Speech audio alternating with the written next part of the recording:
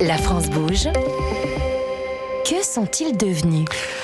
Alors la start-up a mis au point un robot agricole qui est capable d'irriguer de façon précise et autonome les champs de culture. Ce robot, il est baptisé Oscar et donc il circule dans la parcelle et dépose la dose d'eau dont la plante a besoin pour se développer.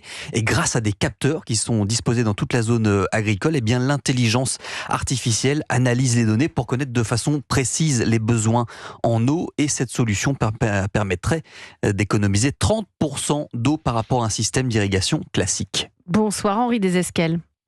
Bonsoir. Cofondateur d'Osiris Agriculture, vous étiez venu il y a un peu plus d'un an sur Europe 1. Je crois que depuis votre passage dans l'émission, vous avez continué de grandir et vous avez même perfectionné le fameux robot Oscar pour que ce soit le meilleur produit possible sur le marché.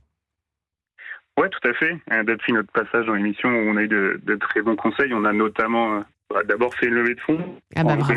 Vous avez levé combien ? Donc, on a levé 1 million en dilutif et puis on a complété grâce à l'aide de France 2030 qui est un super programme pour nous soutenir avec à peu près la même somme. Super, bravo. Donc près de 3 millions d'euros.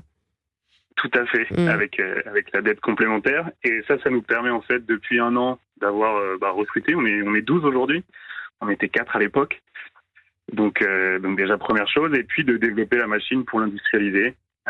Puisque c'est aussi le défi, j'entendais le défi d'industrialisation pour faire une fabrique. On a un peu la même chose avec notre machine pour atteindre les niveaux de robustesse nécessaires pour déployer une machine en agriculture. Donc, vous avez fini de concevoir le prototype du robot. Vous êtes dans la fameuse phase d'industrialisation du marché. Comment ça se passe ? On sait que c'est la phase la plus compliquée aussi, enfin une des plus compliquées. Oui, tout à fait. Faut faire beaucoup de choses en même temps.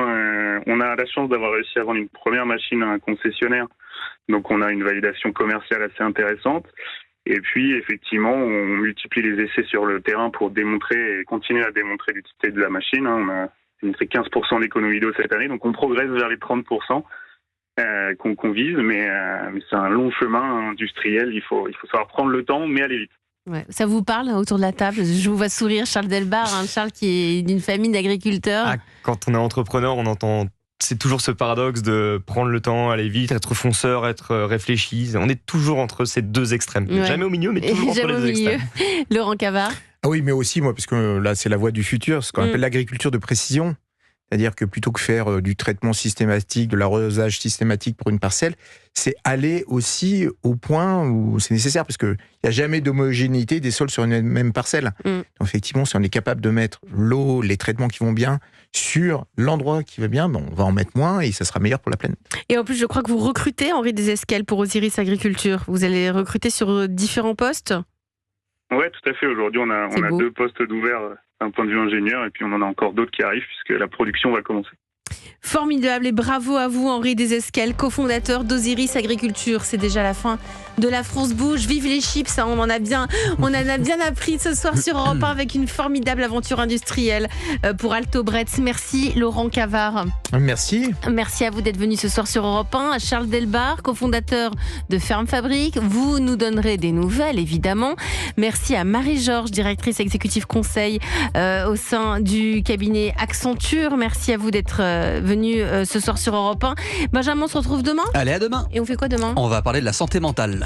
Ça c'est un grand sujet très important. Et heureusement, il y a des solutions françaises. Dans un instant, c'est le journal de 22h présenté par Rudy Saada.